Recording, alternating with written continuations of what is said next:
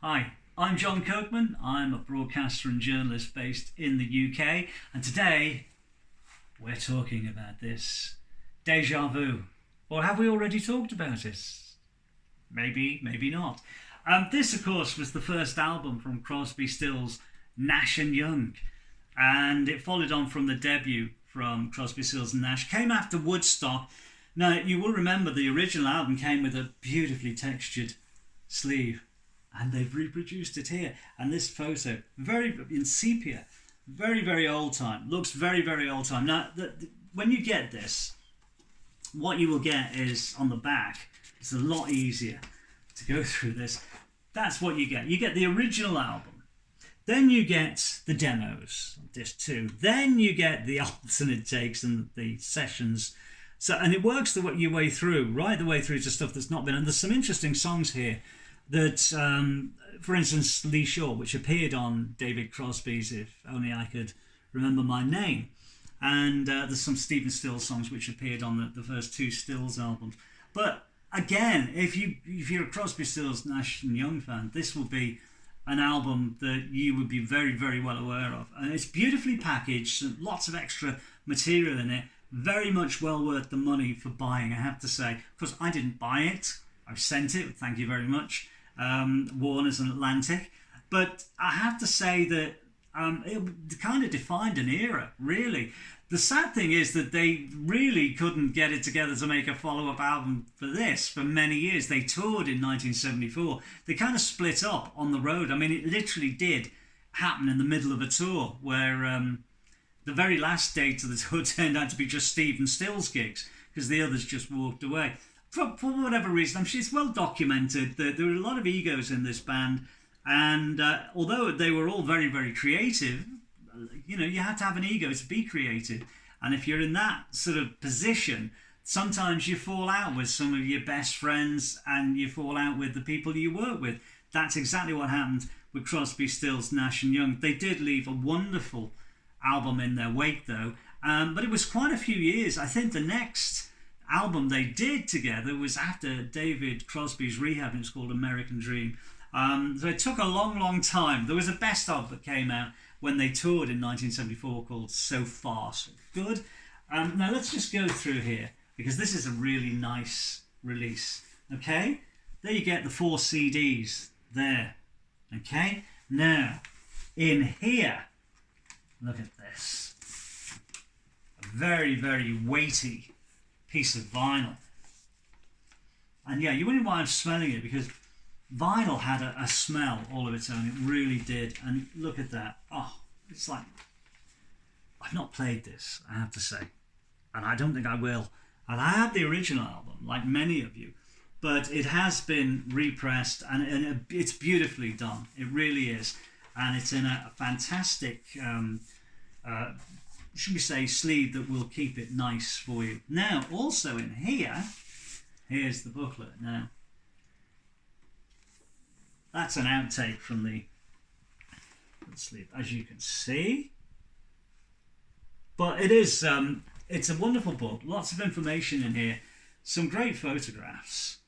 There's another outtake. Crosby, Stills, Nash and Young. And we've got the other guys in the band as well, who were the drummer and the bass player. Both very important parts, I have to say, but that changed as well because they fell out with the drummer and the bass player, and by the time they got on the road we had Johnny Barbata, formerly of the Turtles, and latterly after CSNY he ended up in Jefferson Airplane and Jefferson Starship. Some great photos here from the actual period of time when they were recording the album. Again, you've got Calvin Samuels and the drummer, who was a very good friend of Stephen Stills. Dallas Taylor, that's him. Sadly no longer with us. But very, very important part of the first CSN album and of course CSNY. Again, more photos here. They look like they're getting on, but they obviously were getting on when they recorded this album. But kind of seeds have been sown in terms of rivalry, I think, between Stephen Stills and Neil Young when they were in Buffalo Springfield together. You add David Crosby and Graham Nash to the mix. Again, both of them very accomplished songwriters and performers. And you got, you know, a recipe for incredibly intense music and tempers and arguments flying.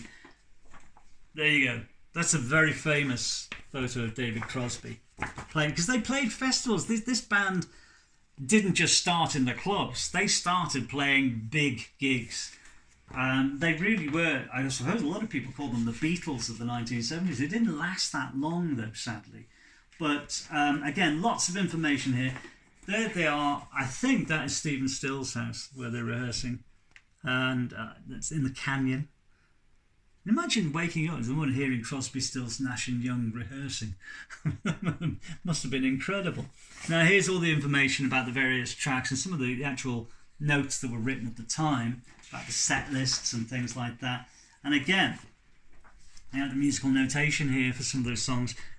Again, I can't understand why they didn't manage to just keep a lid on the egos, because I really think that both them as musicians and us as fans would have benefited from another follow-up album. The follow-up album to this was an album that came out after the band had split in 1970, and it was Four-Way Street, which has come out in expanded format since. But this is the one, and you know, it really does capture a moment, and it defines an era, really, if you think about it. Late 60s into the early 70s. Of course, a lot of people say that the following decade doesn't really kick in until 1971. So I suppose this had one foot very firmly in the 60s because it came out in 1970. And if people are right in that the next decade doesn't usually start until the second year of the decade, then this is really essentially a 60s album that has some great music on, some great messages, wonderful lyrics, of course. And these songs are still played on the radio, even now, some 50-odd years after the album came out. So it's well worth having as a super deluxe edition album. You get the vinyl, you get the 4 discs, you get a nice booklet with it as well. It's beautifully packaged. This gold print here, it's beautifully tooled in there, and you can feel it's risen there. It's wonderful. Then, of course, there's that photograph, like it's stuck on. Very old time, meant to be like an old time photograph book, I think, or a photo album, but it really is the business. And as I said, an album that almost defined an entire period and group of people, the Woodstock Nation, I guess, and still stands up to this day. I think if you find that most albums that are very, very good stand outside of time, they don't date, and this certainly doesn't. Musically and in terms of production, it's still a very, very strong album. And with all the extras, again, it's a bit of a no-brainer. You've got to get it. Very reasonably priced for a big box set like this. You don't normally get these big box sets, but I think in the case of Crosby, Stills, Nash and Young, you really got to push the boat out and do something proper with it. And they've done a great job at Atlantic with this one. So there you go. Crosby, Stills, Nash and Young, Deja Vu.